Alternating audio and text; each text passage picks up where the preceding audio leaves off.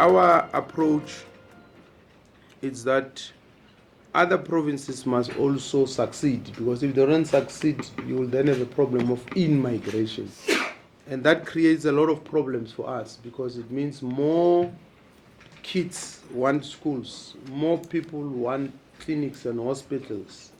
It means it places a huge burden on our limited resources. So for us, it's not about that. That's why in our economic development plan, which we will unveil soon, sometime in March, I think after our budget, we are looking at how we impact the neighboring provinces in the immediate. Limpopo, Free State, Mpumalanga, Northwest. We even, for the first time, consulted those provinces in developing our economic plan.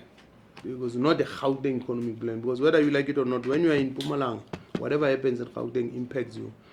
When you are in Northwest, someone who's in Hartbeespoort, who's in Rustenburg, they're as good as being in Gauteng. Someone who's in Sasolburg, who's in Paris.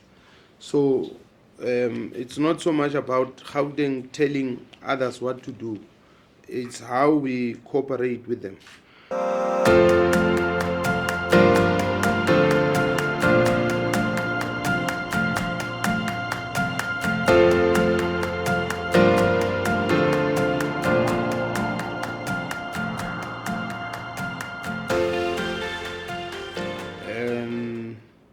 The trillion rand the president talks about is what do we have in the fiscus over a period of time, not what comes.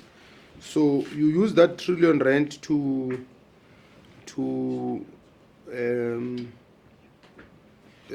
ask the private sector to add on there. So that's what the fiscus over, I'm sure, 3 years will be able to inject into that.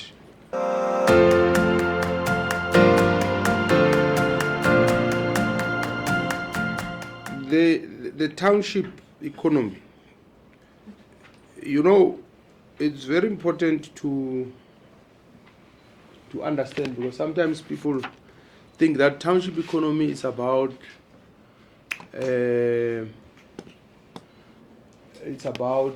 giving the crumbs to the people in the township. And it's about, when you talk township economy, you must have some bag full of money and say, this is what the township is. It doesn't work like that. Because economy, whether it's townships or what, the economy is about 3 things in the main. It's about production, it's about consumption, it's about money. So when you talk about township economy, can you talk about production in the townships? I don't think so. Can you talk about consumption? Big. It's a problem. Money, yes, it's there, but the money does not circulate and it does not go into the pockets of people there.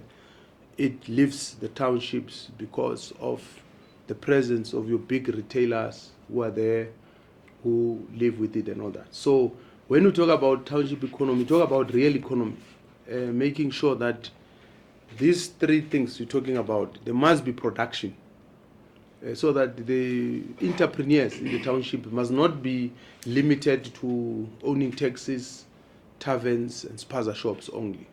The products that are sold in those tuck shops, the product that people consume on a daily basis. World Bank a few years back estimated that township economies are worth at least 100 billion rands. But that money does not circulate. It's not in the pockets of people, but it's money that poor people contribute and all that. So when you want to grow the economy in its entirety, you are not isolating township economy. It's part of it, so that we don't deal with the township economy as some peripheral issue. Ultimately, in our view, you have to ensure that it's integrated into the mainstream. But how do you integrate it into the mainstream? Must make sure that you bolster its productive capacity so that it does not just consume. You don't have to give business incentives. Profit is incentive enough for them. And that's why There is no incentive, but they're already in the townships. There is no mall that is owned by township people in Gauteng. The factories, limited as they are, which are in the townships, it's not owned by township people. So big business does not need incentives. Profit is incentive enough for them because they have realized that township economies are lucrative. As I've said, they are worth 100 billion. What more incentive you need to go, and there's 100 billion there. Why must we give you incentive to go and make money? The incentive they will probably need, it's certainty about crime, it's about infrastructure, creating a conducive environment.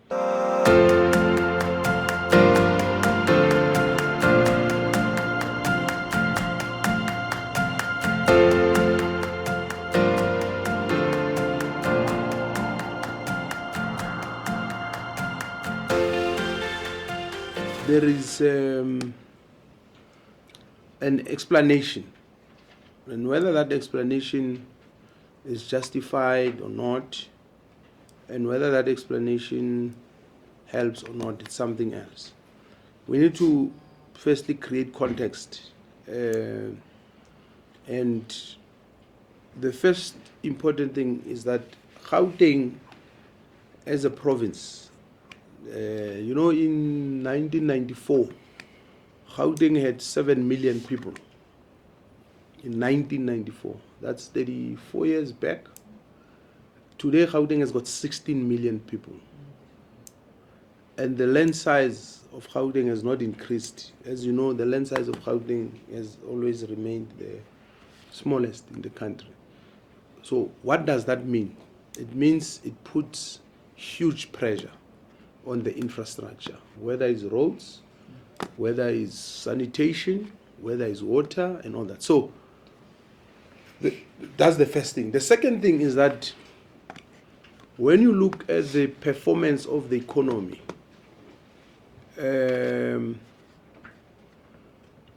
1994, the Gauteng, and I use 1994 as a base, and I'll come to a question. The Gauteng economy, the GDP was worth about 700 plus million. Today it's about 1.2, 1.4 trillion, somewhere there. So what is the point? The point is that the population, the Gauteng population, which is accompanied by many problems, has been growing faster than the economy. Why am I making this point? For you to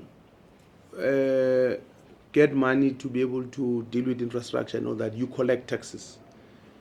The monies, government monies, are all collected through SARS, the bulk of the money. And there's a regime in how resources are distributed to the three spheres. There's something called division of revenue. So if SARS collects 1.1 trillion and we need 1.4 trillion, for example, as a minimum. But if you look, the MMC of Johannesburg, MMC Masuku was speaking there, she was saying they need 100 billion to deal with infrastructure and Gauteng. Their budget is not even 100 billion. Their budget is 89 billion. And that includes salaries, maintenance, conditional grants, and all that. But there's something, I'm not sure if you were listening to the speech, which I think is very important, that she says their revenue debt ratio is sitting at 29%, and the acceptable norm is 45%, meaning private sector can come in and they will be able to repay private sector because they still have a place to go raise and all that. So economics is a very, I'll say complex, but it might look easy, but it's very complex. So the reason I'm giving you a long-winded answer is to say there is no simple answer to it. Those who are in politics would want to create an impression, depending on where you're sitting, that is only about non-performance of this or that mayor or whoever. That must not be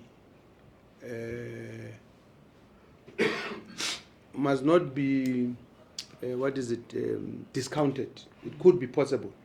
But what I'm saying is that there's a lot of issues involved. But the third issue I want to raise is that, as you know, Johannesburg is a very, very old city, a city of gold, started in the 1800s. And the infrastructure that has been put here in Joburg and in many cities, whether it's water infrastructure, electricity and all that, is old. So some of the problems is because of that infrastructure.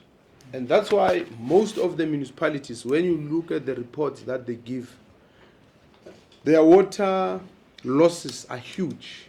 They are sitting at about 50%. Why are they huge? Because those pipes breaks every time and they must be patched and all that, and they lose a lot of water. So I'm not working in a municipality, but I'm just giving you a broader context of why this. So when you speak to the investors, you must be able to firstly explain the nature of the problem and then demonstrate that you will be able to solve the problem and demonstrate that you've got the commitment. There's already work that is being done by Minister of Water and Sanitation, Deputy Minister. In fact, they're here. They could not even attend the State of the Nation because the President says this matter is very important. But it doesn't mean that they will resolve it now, tomorrow. It's like load shedding. The question you're asking, 2 years ago, 3 years ago, we were being asked the same about load shedding. How can you guarantee investors and da da da da da? And if we were to use the load shedding example, we demonstrated that we've got the will and the capacity. Because we've got that will and capacity, we just need to replicate that when it comes to water and solve it. We've proven, we've experienced that we can do it. So it's not whether we can do it or not. And then the resources. And I don't think there's a problem of resources. The issue is how we coordinate them, because there's a lot of resources in the private sector. There might be minimum resources in the public sector. It's how we deploy those resources and coordinate with the private sector to make sure that we have an impact. So it's a long-winded answer because you can't just say A or B. You have to understand the context.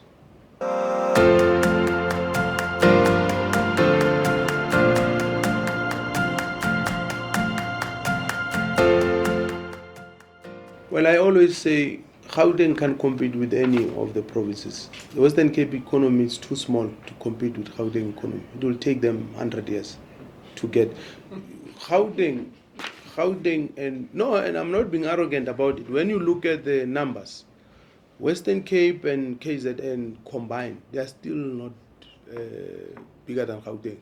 So it can be a threat.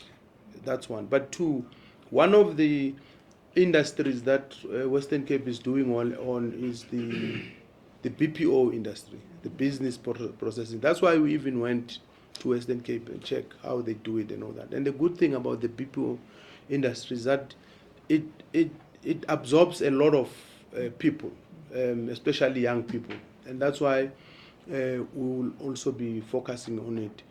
But the third thing is that the economy is intertwined. The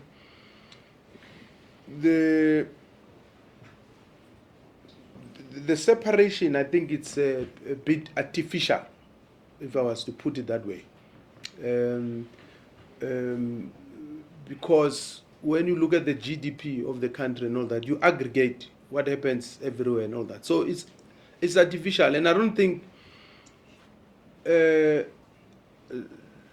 there's, because I'm not a federalist, so you shouldn't be worried about the success of whether KZN, Western Cape, or whatever in this or that area. And by the way, even with those investments and all that, Gauteng is still leading in terms of attracting investments and all that. So for me, I think it's about making sure that we look at what are the things that makes us as a country to struggle with investment. Crime is one of them. And as you know, Western Cape is one of the crime-ridden provinces, Gauteng and KZN as well. So we have to make sure that we deal with crime decisively in Gauteng, in Western Cape, so that it's easy for people to come and invest, whether here in Gauteng or in Western Cape. But as long as they invest in the country. By the way, whatever the money that is made through taxes, doesn't matter where it's collected from. It gets into one pot, and when it's in that pot, there's a principle of that is used by national government to distribute, including population. Gauteng has got the largest population, so it will still get more education, health, and other things and all that. So for me, I'm not worried at all, and that's why Gauteng can be a province that competes with other provinces, but it must be a province that complements other provinces, that cooperates with them, work with them. Then we can compete as a country with the rest of the world. So we're not worried at all. If there's an area where a province is doing well, like Western Cape, I went to Western Cape last year on the BPO just to understand what is it that they're doing well. And we got to understand what is it, which is not rocket science, just basic things of making sure that you are available, you provide infrastructure, you deal with those issues of security, amongst others, in those places where the activities are taking place. But I think crime must be solved everywhere, not only where there's business activities. People must feel safe. So we're not worried at all about Western Cape. Gauteng is too big to be worried about other provinces. If you ask me, my biggest worry is to get the Gauteng GDP to at least 40%. It has been hovering around 34% for a very long time. So the question we must ask is, how can we get it to 40%? If we get it to 40%, Western Cape can increase with another 5%. It doesn't matter. KZN with another 10%. It doesn't matter. We'll still be having the largest share.